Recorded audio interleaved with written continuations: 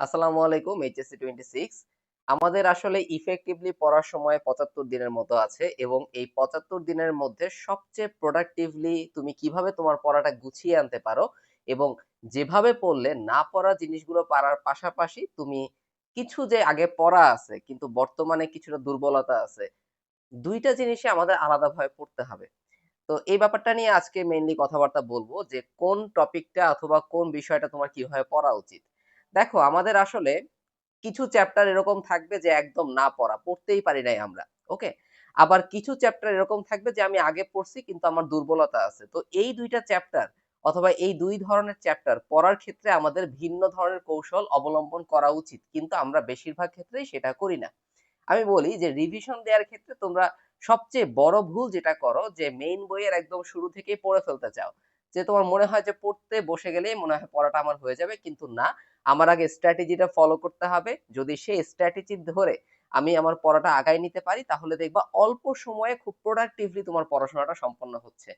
তো ১ম এ আমি এই যে ৭৫ টা দিনের মতো আছে ইফেক্টিভলি পড়ার মতো সময়, সেই সময়টাকে আমি ৩ টা ফেইজে ভাগ করব।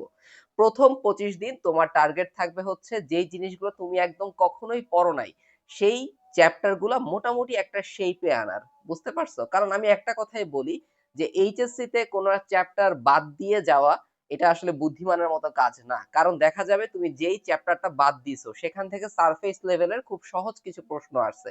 যেই প্রশ্নগুলো তুমি পারো নাই। তুমি যদি শুধুমাত্র বোর্ড প্রশ্নগুলো সলভ করতা, সেগুলো যদি ভালোমতো দেখে যাইতা তাহলে দেখা যেত ওখান থেকে তুমি অ্যান্সার করতে পারছো। আর তোমার কনফিডেন্স যেসব চ্যাপ্টার নিয়ে সেই চ্যাপ্টার থেকে হুট করে দেখা গেল অনেক কঠিন একটা প্রশ্ন চলে আসছে। সেক্ষেত্রে তুমি ধরাটা খাবা। এইজন্য আমাদের কোন চ্যাপ্টারই একদম না দেখে যাওয়া যাবে না। তো ১ম কথা যেই চ্যাপ্টার গুলো তুমি মোটেই পড়ো নাই প্লিজ তুমি লিস্ট করো। এই লিস্ট ধরে, ধরে তোমার আগাইতে হবে এবং এই লিস্টটা তোমার ২৫ দিনের মধ্যে কমপ্লিট করতে হবে পড়া। তাহলে একটা চ্যাপ্টার ধরো জৈব রসায়ন।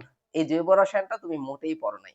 তো আমি বলি কি সবসময় বলি যে চ্যাপ্টার গুলো তোমার একদমই পড়া নাই সেই চ্যাপ্টারের কোন না কোন একটা ক্লাস দেখো। যেমন আমাদের আরটিডিএস এর প্রি মেডিকেল ব্যাচ দুরন্ত প্রেয়ার 6.1 সেখানে আমরা তোমাদের প্রত্যেকটা চ্যাপ্টার ফিজিক্স, কেমিস্ট্রি, বায়োলজি আমরা কিন্তু মেইন বইয়ে লাইন বাই লাইন ধরে, ধরে পড়াই। এবং তোমরা যারা আমাদের প্রি মেডিকেল ব্যাচে জয়েন করে ফেলছো তারা কিন্তু অলরেডি বিগত বছরের সবগুলো চ্যাপ্টারের রেকর্ডেড ক্লাসগুলো কিন্তু পেয়ে গেছো। তাহলে তোমার যে চ্যাপ্টারে তোমার দুর্বলতা আছে সেই চ্যাপ্টারটাই তুমি রেকর্ডেড ক্লাস দেখে নিতে পারতেছো। যদি লাইভ ক্লাস থাকে তাহলে সেটা দেখে নিতে পারতেছো। তাহলে মেইন বইটা কিন্তু তোমার সুন্দর মতো পড়া হয়ে যায় ক্লাসের মধ্যেই। আমরা মেইন বই লাইন বাই লাইন ধরে এজন্যই পড়াই। যেন মেইন বইটা পড়তে তোমাদের খুব বেশি বেগ পেতে না হয় অথবা বেশি ভয় তোমরা না পাও।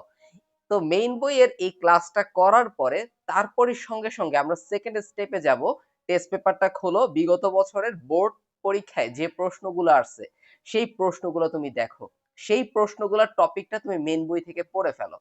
এরপরে 3rd লেভেল তুমি কমপক্ষে একবার মেইন বইটা একবার পড়ো তুমি। কারণ তাহলে তোমার এমসিকিউ এর যে ব্যাপারটা এই জিনিসটা সলভ হবে। যেহেতু তুমি একটা ক্লাস অলরেডি দেখে ফেলছো, তাহলে কিন্তু তোমার ওই মেইন বইটা পড়তে এখন খুব বেশি সমস্যা হওয়ার কথা না। এরপরে তুমি চলে যাও বিগত বছরের বোর্ড পরীক্ষার এমসিকিউ শেষ করো। তারপর তুমি অনুশীলনী এমসিকিউ গুলো শেষ করো। তাহলে তুমি দেখবা সিকিউ এমসিকিউ ২ টার জন্যই খুব ভালো একটা প্রিপারেশন তোমার হয়ে গেছে। ওকে? এরপরে আমি আসবো 2nd স্টেপে। 2nd স্টেপ না আসলে 2nd টাইপে। যেই চ্যাপ্টার গুলা তোমার আসলে পড়া হইছে কিন্তু কিছুটা দুর্বলতা আছে, সেগুলো তুমি কিভাবে পড়বা? সেগুলো তুমি পরবর্তী ২৫ দিনের জন্য রাখতে পারো। অনেকে এরকম করতে যায় যে একদিন আমি পড়লাম একদম না পড়া চ্যাপ্টার, আরেকদিন পড়লাম হচ্ছে যেটায় কিছুটা পড়া আছে, দুর্বলতা আছে এরকম। বাট আমি এভাবে পড়ছিলাম যে ফার্স্ট এর ২৫ দিনটাকে আমি ভাগ করছিলাম এভাবে একদম যে চ্যাপ্টার গুলো আমার পড়া নাই সেগুলো আমি শেষ করব। এর পরের ২৫ দিনে আমি আগের যে চ্যাপ্টার গুলো পড়া আছে কিন্তু দুর্বলতাও আমার আছে সেগুলাকে আমি ফাইন্ড আউট করব এবং সেগুলোকে স্ট্রং জোন বানাবো। তো কিভাবে তোমরা বানাবো বলি। যে চ্যাপ্টার গুলো তোমার কিছুটা পড়া আছে, তুমি মেইন বই খুলবা না। তুমি ১ম এ যাবা হচ্ছে বিগত বছরের বোর্ড পরীক্ষার প্রশ্নে।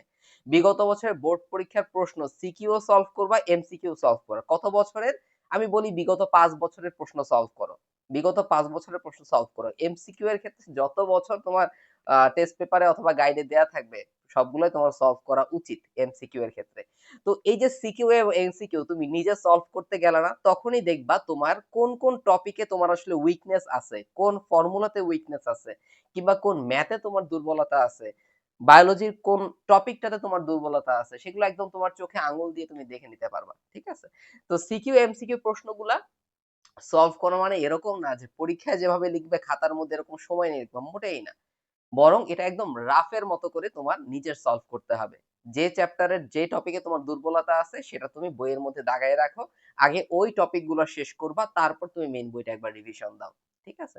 এবং লাস্টের 25 দিন কিন্তু তোমাদের রাখতে হবে মডেল টেস্ট দেওয়ার ক্ষেত্রে। এবং রিয়েল লাইফের যেভাবে তোমরা এক্সামটা দিবা সেই এক্সাম এক্সপেরিয়েন্সটা পাওয়ার জন্য মডেল টেস্ট এক্সপেরিয়েন্স নেওয়া জরুরি। মডেল টেস্টটা তোমাদের অবশ্যই দিতেই হবে। তাহলে দেখবা হাতে কিন্তু একটা মানে হাতের জড়তাটা কেটে গেছে। এবং বেশিরভাগ ক্ষেত্রে স্টুডেন্টরা ফুল মার্ক অ্যান্সার করতে পারে না শুধুমাত্র পরীক্ষা না দেওয়ার জন্য। এজন্য শেষের 25 দিনে তোমার মডেল টেস্টের জন্য রাখতে হবে ভাই। ওকে? এবার আমি আসি আমাদের যেই বোর্ড প্রশ্নের এনালাইসিস এর ব্যাপারটা, এই জিনিসটা আমরা সহজ করে ফেলছি আমাদের আরটিডিএস এর প্রি মেডিকেল ব্যাচ দুরন্ত প্রয়ার 6.1 এ যারা জয়েন করবে তাদের জন্য। কারণ তোমরা জয়েন করলেই শিওর শর্ট জিপিএ কোর্সটা কিন্তু একদম ফ্রিতেই তোমরা পেয়ে যাচ্ছ। এবং সেখানে আমরা বিগত বছরের বোর্ড প্রশ্নগুলার সকল সাবজেক্টের অ্যানালাইসিস করব। বাংলা, ইংরেজি, ম্যাথ, আইসিটি সাথে ফিজিক্স, কেমিস্ট্রি, বায়োলজি তো থাকবেই। যাতে তোমাদের বিগত বছরের বোর্ড প্রশ্নটা পড়া অনেকটা ইজি হয়ে যায়। এবং তোমরা জানো যে আরটিডিএস এর যেকোনো একটা কোর্সে তুমি যদি এখন এনরোল করে ফেলো তাহলে সেটার কিন্তু একদম মেয়াদ থাকবে তোমার সময়ের মেডিকেল এডমিশন টেস্টের আগ পর্যন্ত। বুঝতে পারছো? এমনকি আমাদের সেকেন্ড টাইমে যারা এড হয়েছিল আমাদের সাথে তাদের তো গুচ্ছ পরীক্ষা সামনে, আমরা তাদের এখনো সাপোর্ট দিয়ে যাচ্ছি। তো যাই হোক, পড়াশোনাটা কন্টিনিউ করো এবং এই সময় তোমার পড়তে ইচ্ছে করবে না মোটেও, কিন্তু পড়তে হবে। এবং যত বেশি তুমি নিজেকে পুশ করবা তত বেশি তোমার সাহস বাড়বে, কনফিডেন্স বাড়বে এবং তুমি তত বেশি এগিয়ে যাওয়ার শক্তিটা পাবা। তো বেস্ট উইশেস, ভালো থাকো সবাই, পড়াশোনা করো ঠিক মতো। আল্লাহ হাফেজ।